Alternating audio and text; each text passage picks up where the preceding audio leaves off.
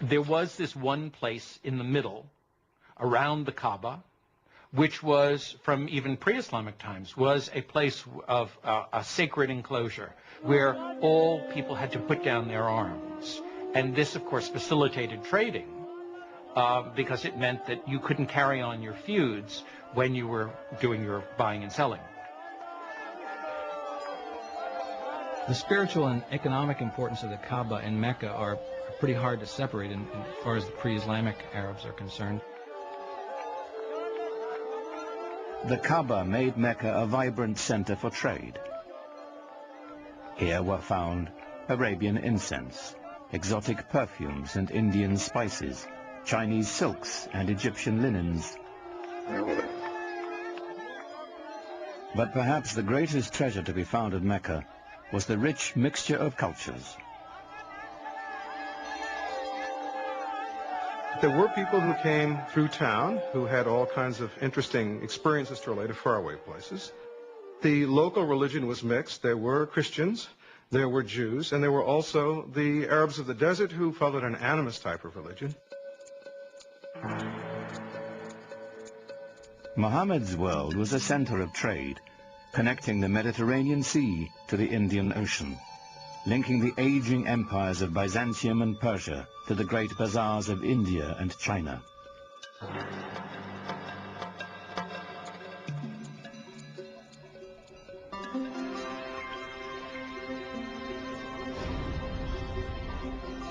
Muhammad became a merchant. In fact, he had a great flair for trade. At the age of 25, while leading a caravan northward to Syria, his talents caught the eye of the shipment's owner, a wealthy widow named Khadija. She was so taken with Muhammad, she proposed marriage. Khadija. Well, I think she was a mentor as well as a wife, a very strong lady who had her own business, and Muhammad was helping her out. So it was a wonderful partnership, and I'm sure he learned a lot from her. He had a tremendous amount of contact with merchants coming from different parts of the world, passing through the Arabian Peninsula. I think he was a very intelligent man, very open-minded, and he was able to communicate with a great variety of peoples. He must have had great charisma as well. Muhammad had a way with people, and with resolving their disputes. Once, when the Kaaba fell into disrepair, the clan chieftains quarreled over who would have the honor of putting the sacred black stone back where it belonged. Before violence could erupt, Muhammad proposed an equitable solution.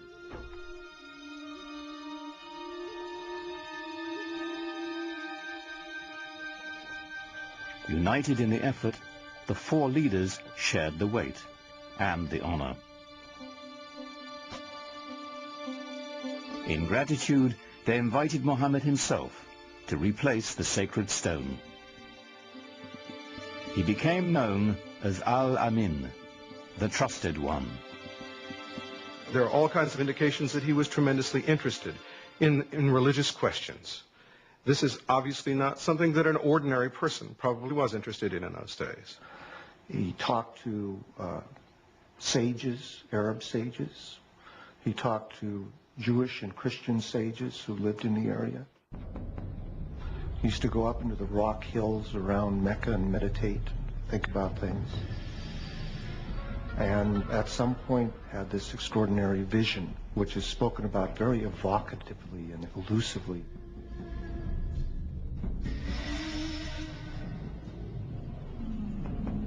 In a cave above Mecca, Muhammad had an experience that would be the defining moment of his life.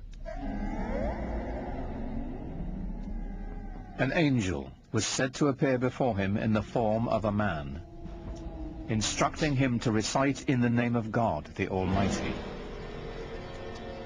For Muhammad, it was an encounter as profound as it was deeply disturbing.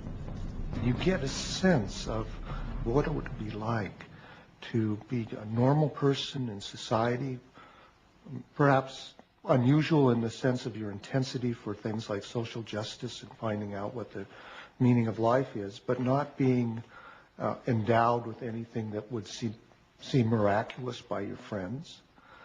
And all of a sudden having this voice come to you and then come out of you as you speak it and recite it to other people. And that is the beginning of the prophetic career of Muhammad.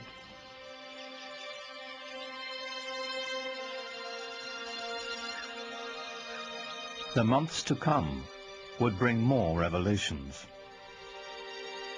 Powerful words of a lyrical quality, more beautiful than the most exquisite Arabic poetry. Above all, Muhammad was to bear one message to his people, a simple yet radical proclamation, that there is only one God. The central tenet of Islam is the oneness, the indivisible unity of God. Not something that is simply that one pays lip service to, but something that is absolutely the most important concept.